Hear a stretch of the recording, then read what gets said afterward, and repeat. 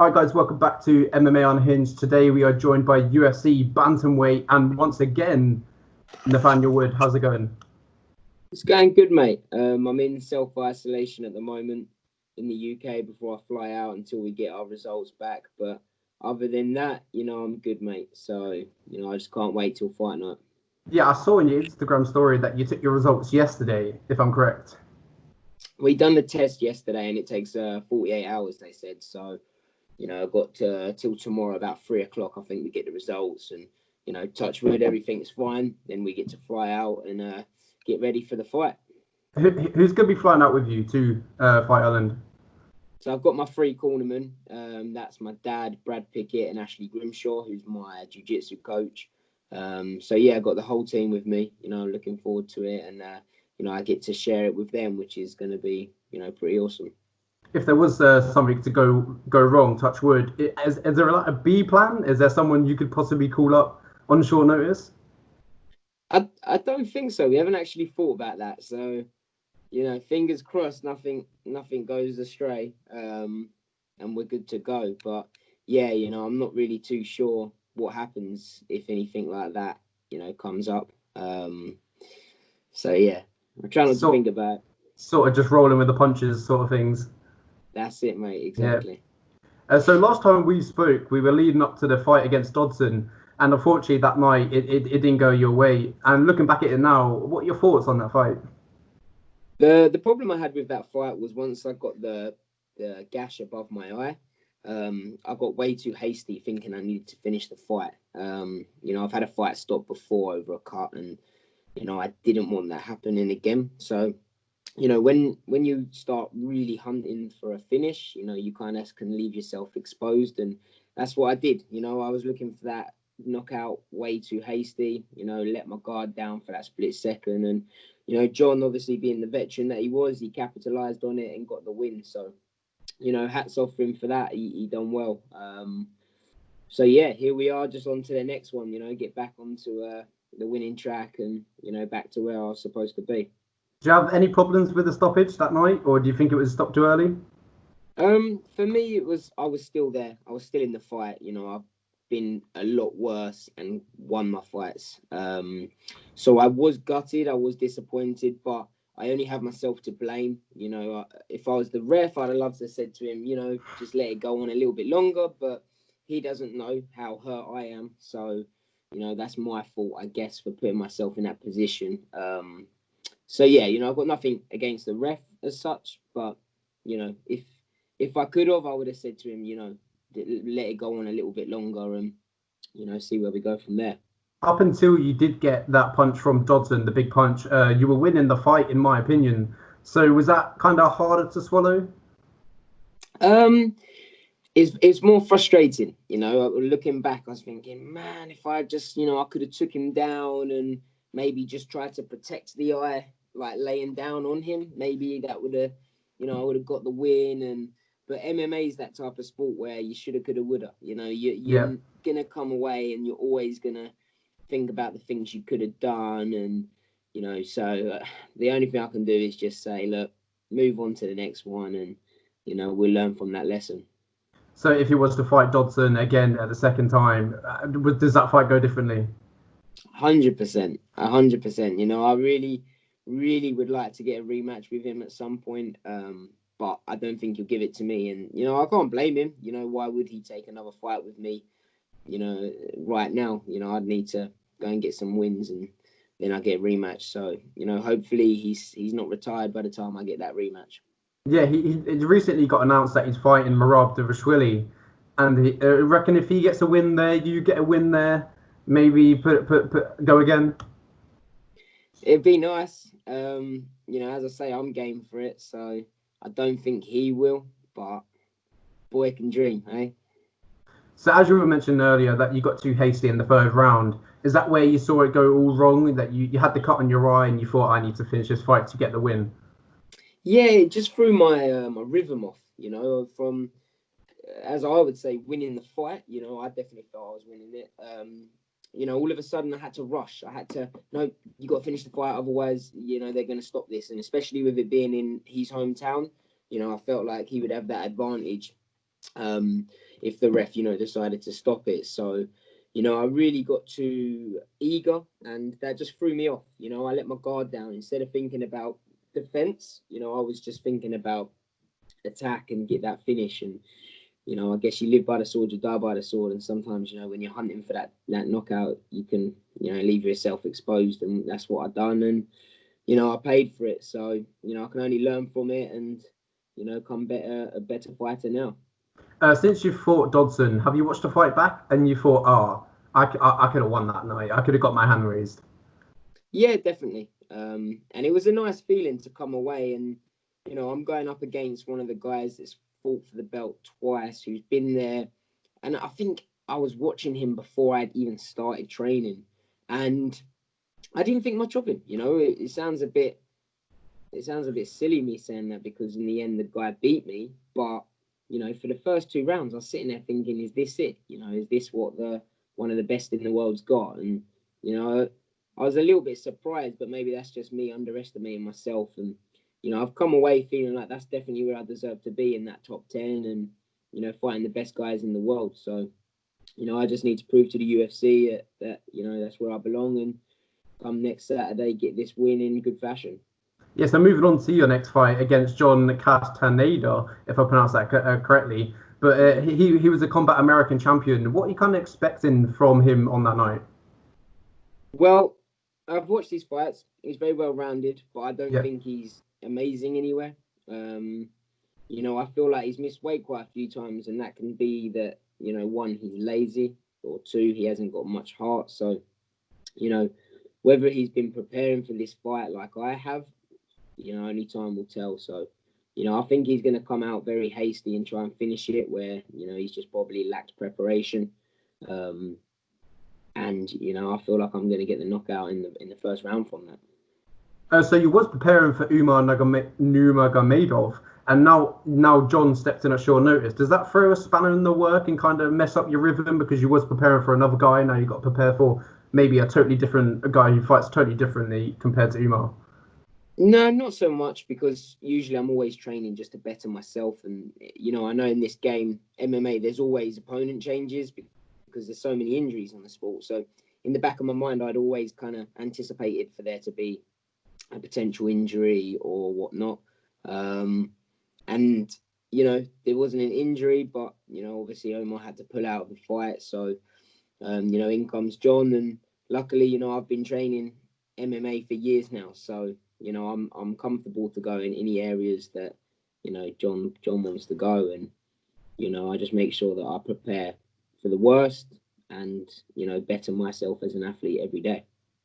Yes, as you mentioned earlier that you had watched tape on John, and I had also watched tape on John, and a lot of his fights started on the feet, and he had knocked them down, and then there was a lot of ground and pound in his fights. But now and again, he likes to shoot under your punches and go for a double leg. There's a lot of fighters that overextend when they fight John, and when they overextend, he shoots for a double leg. Is that something that you prepared for in camp? It's not really something I've prepared for, because I'm comfortable with grappling and being on the floor myself. That's why I've got 3 submissions wins in the UFC, and I've never really looked for the submission. So yeah, if he wants to take me down, by all means, go for it. We'll see how it plans out on the floor, and I'm pretty confident that if he takes me down, I'll submit him, and if he doesn't, maybe I'll take him down and show some ground and pound for a change. How's the camp been leading up to the fight? Camp's been good. Obviously, we was in lockdown, and luckily that kind of ended for me and my team just as the fight camp started. So, it was all kind of at the right time. But yeah, it's been if anything better, because I've had more one-on-one time with my coaches. We haven't had packed out gyms like we would have back in the day. So I've been able to focus on purely myself. So yeah, I'm excited to put on a show for you guys next week. Has Pickett been putting you through your paces and making you work? Always, mate. Always. He never lets us have a day off. So, it's good. Good coaching. Has Pickett watched the tape on John, or do you usually watch it together? Will you be watching it together, and maybe in the quarantine you're in now? No, so he watches it all. You know, I leave it always to him, really. I'll have a quick look at a fight or two just to roughly see what my opponent does. But, you know, in regards to like strategy and game planning and that sort of stuff, you know, I just leave him to it because he's my coach at the end of the day. So, you know, I don't like to think too much. I just like to kind of, you know, be like the guinea pig almost. And my coaches tell me what I've got to do. And, you know, I just make sure I put the work in. And then, you know, come fight night, I'll be in the best shape that I possibly can for that fight. Given that said, have you or Piggott seen any flaws in John's game and that you might capitalise on come fight night?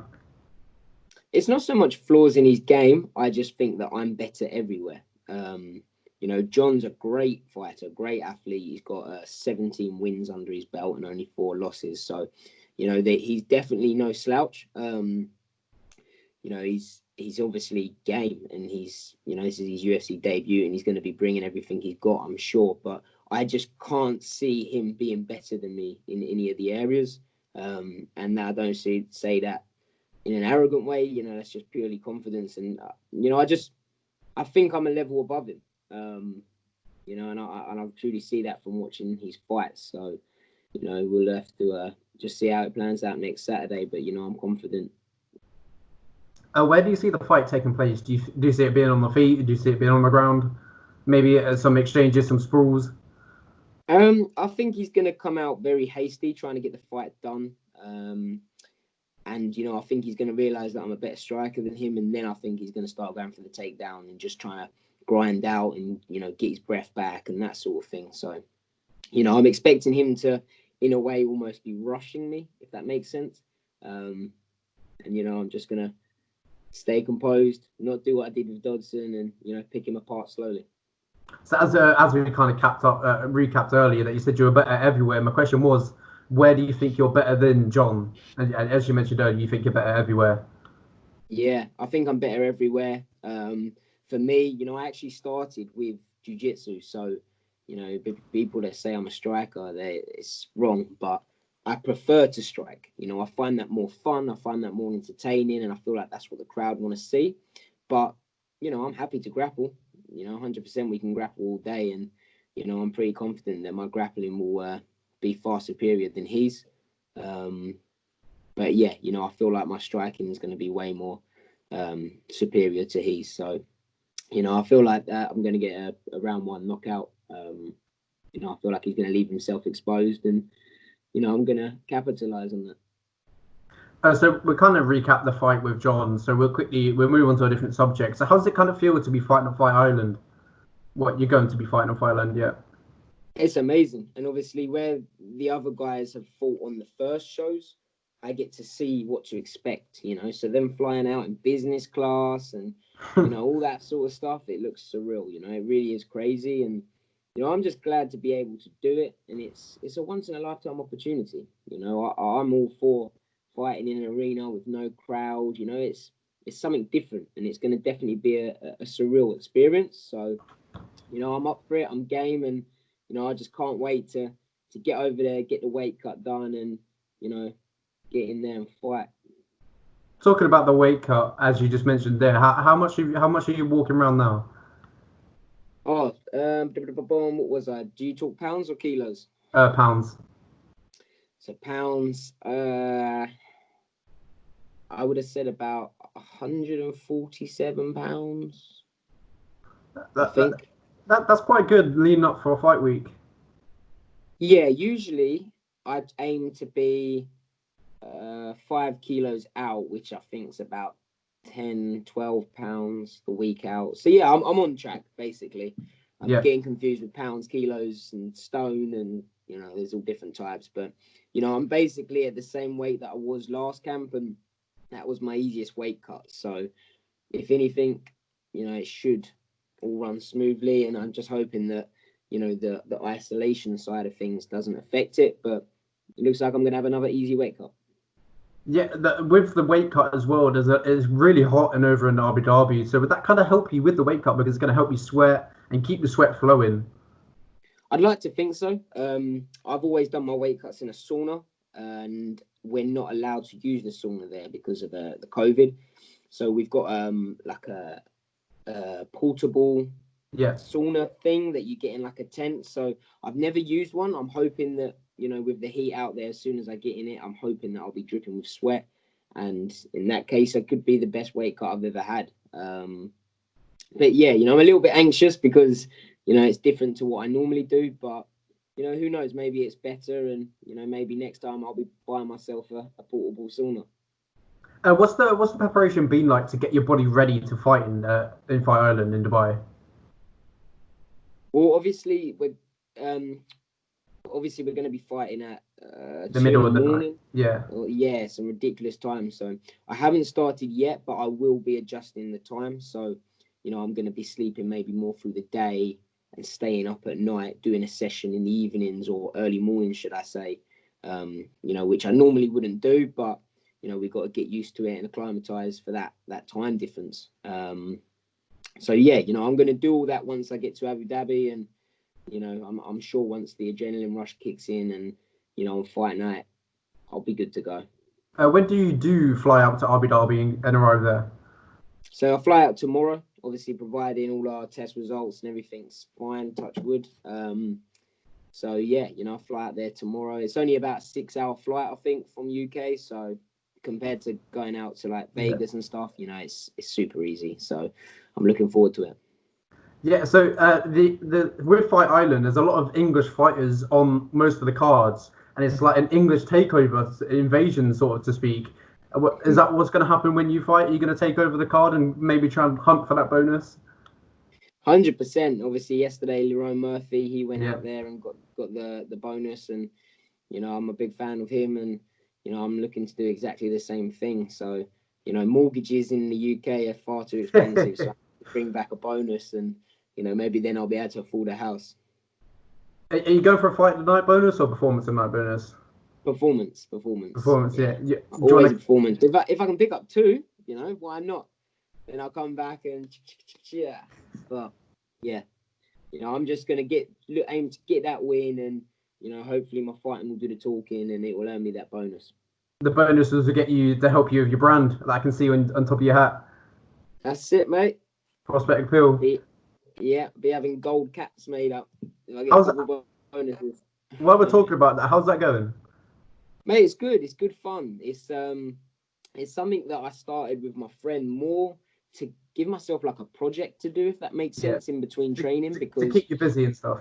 Yeah, say for example, I train in the morning for an hour and a half, 2 hours, and then again in the evening. There's a lot of spare hours in the day where there's not much to do when you're an athlete. You know, it's pretty much just go home, rest, and you know, it can be very boring. So I'm very active, and I like to do stuff. You know, if I'm not reading, I'll be, you know, trying to do something else. So it's a little project that we build up. You know, we've got the t-shirts, the caps, and you know, we've got a load of other women's wear and stuff coming out, and you know, I'm enjoying it. It gives me something to do, and you know, I don't feel guilty then just sort of sitting around in between sessions. Do you ship all around the world in the UK? We do. Yes, we do. I'm gonna have to. This is the lucky thing because I've got a partner who does it with me. He does all the, which I'd say is the hard stuff, like the shipping and the bank details and all that sort of thing. I just kind of, you know, help him with ideas and put my beautiful looks to it. So is it through a website? Do you just go on the website and you buy it from the shop? Yeah, it's on the links in my Instagram, you know, at the Prospect MMA, or just type in the Prospect Apparel. You know, it'll come up, and you know, we've got quite a few bits on there, but we're a growing brand, you know, so we're starting off obviously quite small, and you know, who knows, maybe in a few years it'll be the next biggest thing. I'm gonna have to go have a look and see if I can get one and cut myself a t-shirt. That's it, mate. Get it for fight night. Yeah. So I'll talk about fight night. Do you feel comfortable fighting in the morning at 2 a.m.? It's not ideal, you know. I'd rather fight at say 11 a.m., but it won't be a problem. You know, obviously when I have to fly out to the States and stuff, just the time difference from the UK to there, that throws me off a little bit. So, you know, in a way I'm used to it, but you know, it's part and parcel of the fight game, and my opponent will be doing the same thing. So, you know, as long as we're all in the same boat, I guess it shouldn't really be an issue. So yeah, I'm just proud, pleased to be fighting. You know, that's the main thing. So if I'm correct, your boxing coach is Angel Fernandez. He is, yes. Yeah, and he trains Anthony Joshua as well. Yes, he was in Anthony Joshua's last fight. For He's Andrew called. Ruiz, yeah. Yes, he's been working with him for about a year now. So how does it kind of feel to be learning off someone who, trains, probably one of the best heavyweight boxers that we've got to date? How does it feel to be learning and getting his brains, who's Well, it's a training good them? feeling, but Angel was with me before he was with AJ. So, if anything, I'm like AJ. I'll let my coach train you. But mate, the guy is super passionate about boxing. He's watching it every day. He's obsessed by it. So not only is he a great coach, he's just so easy to train with because of how passionate he is, if that makes sense. If I get to training and I'm feeling a little bit like, a bit bummed out or a bit tired, he's buzzing and he's ready to go and he gets you in that mood. So, it's been fun with him and I look forward to, many more years to come. So we'll move on. So where was you when you got the call to fight Umar, and then where was you when you got the call when Umar was out of the fight? Both times I was at the gym, and Brad just got the text, to say your opponent's out and who your opponent was, and so yeah, I was just in the gym all the time. So as soon as I got announced him, it gave me that little extra buzz to train harder, and when he got when he pulled out, then it gave me a little buzz because I thought, right, who's the next guy, So yeah, it was good that I was at the gym both times. Mm-hmm. So when you was gonna fight, when you were scheduled to fight Umar before he pulled out, because I think it was his uncle that passed away, Habib's dad. My coincidences go all to their family. I wish them luck at this hard moment. But was you looking forward to fighting Umar because he was 11-0 outside the UFC and he was really, really highly 12-0 outside the UFC and he's really, really highly talented by the MMA world. So was you looking forward to fighting Umar Nurmagomedov? I was and I wasn't because it was his UFC debut, which so's John's now, but obviously John's taking it on short notice. So for me, I'd rather fight someone that's had more fights than me, or if anything, I would rather be the underdog. But what was nice about Umar was that he's got a huge name because of his cousin. He's got about 700,000 followers, I think, on Instagram, and so even though he was a UFC debut guy, it was quite exciting to be fighting someone so hyped up as himself, But usually I'd rather someone that's had a few more fights than me in the UFC. Someone that me beating is going to put me up the ladder. So yeah, obviously I've got John now. He's taking it on short notice, which I'm just glad to be competing. But usually I'd like to be fighting someone that's higher ranked up above me. So when Umar did pull out, did you send him any messages to say sorry, say it's unfortunate and Yeah, I did. I just sent out and said, my condolences for you and your family. Hope everything, you're okay. And he just replied with just thank you, Nathaniel. And that was it. So, hopefully, he's doing okay. Yeah, it's shit times, So if that fight was to go ahead as normal, do you reckon? Well, how would that fight planned out? Well, even though he's Khabib's cousin, and you'd say that he's started as primarily a like striker. he's I've watched his primarily a tape. striker. Yeah. Yeah. So it's interesting because I felt in my head he would stay striking with me until I caused him problems. So yeah, it was a very much. I was training as if he was gonna go for takedowns, but who knows? Maybe he would have stayed striking with me. But yeah, I'll be excited to see what's next for him. So if I get matched up against him, great. If not, I'll be excited to watch him and see how he progresses in the UFC. I actually had watched tape on Umar, and his kicks were really, really good. And then I saw you training your kicks as well. Was that a sort of thing you were going to neutralize? You're going to trade kicks with him? Yeah, if that's what he wants to do. Obviously, I feel that I would be the better striker. So obviously, I'd hope that he would stay striking with me because I'm sure that he's grappling, being a Sambo world champion, is probably a lot better than he's striking. But yeah, you know, from watching his fights, he hasn't fought anyone on my level. So, you know, it would be interesting to see what he decides to do when, you know, he come up against a striker like myself. After we get John out the way, is that, and hopefully you do get the win, is that a fight you would want to get scheduled again and actually fight? It is, but I'd like him to have a couple fights as well in the UFC, if that makes sense. You know, if I come away and beat John Castaneda in good fashion, that puts me at 4 wins, 1 loss in the UFC. So, you know, if I'm honest, no disrespect to him, I'd probably rather someone a little bit higher ranked.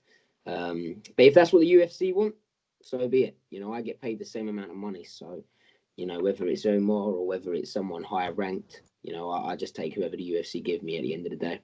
Yep. So if you was there to go into the fight and then win the fight, is there a name on the tip of your tongue?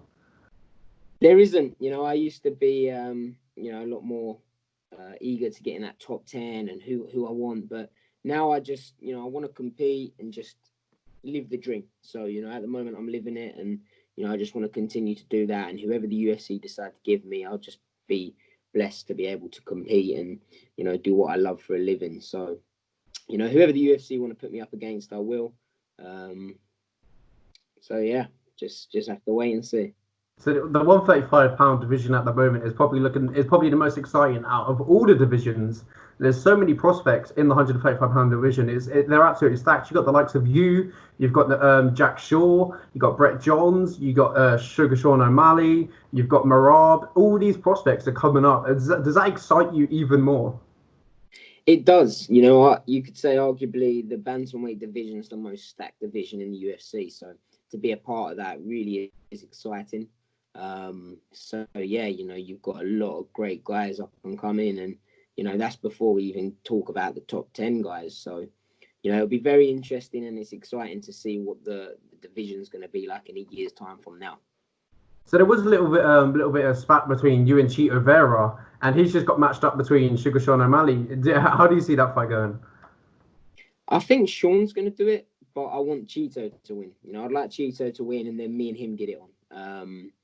But yeah, you know, I don't know. I just have a feeling that Sean O'Malley's gonna put him away.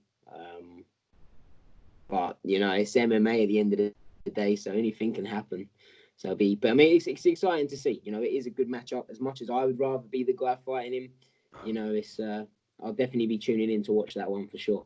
So if Sean was to win and you win, would you fight Sean O'Malley? Yeah, 100%. You know, the guy also has got a crazy following. You know, Yeah. he'll do lots for my profile. So, you know, 100% the winner out of them two. You know, I'd love to fight, but you know, as I say, I'm just looking at the fight that I've got Yeah. now, and then you know, after that, then I'll sit back and you know think about what's next. So talk about the fight. This is my last question. So how does Nathaniel Wood win the fight in July 25th? Do what I do best. You know, I'm gonna try and capitalize on him this time. I'm not gonna be as hasty as I was for the last one. And you know, most people think of me as an aggressive, come forward fighter when actually I'm not. I'm more of a counter fighter. So, you know, my knockouts always came on the Cage Warriors days when people would come forward at me, and in the UFC, most people have gone on the back foot. So hopefully, John comes at me. You know, which I think he's gonna. I think he's gonna come forward, and you know, I'm gonna try and pick him apart and you know, work on my defensive skills. Well, thank you very much for your time, Nathaniel Wood. Again, so we wish you luck in your next fight against John at July 25th. Hope you come back to the UK with a win. Anytime, mate. Thanks for having me. Thank Appreciate it you. as always. We'll talk after the fight, after you get the win and bring it back. Definitely, mate. Yeah, thank you very much. Cheers, mate. Thank you.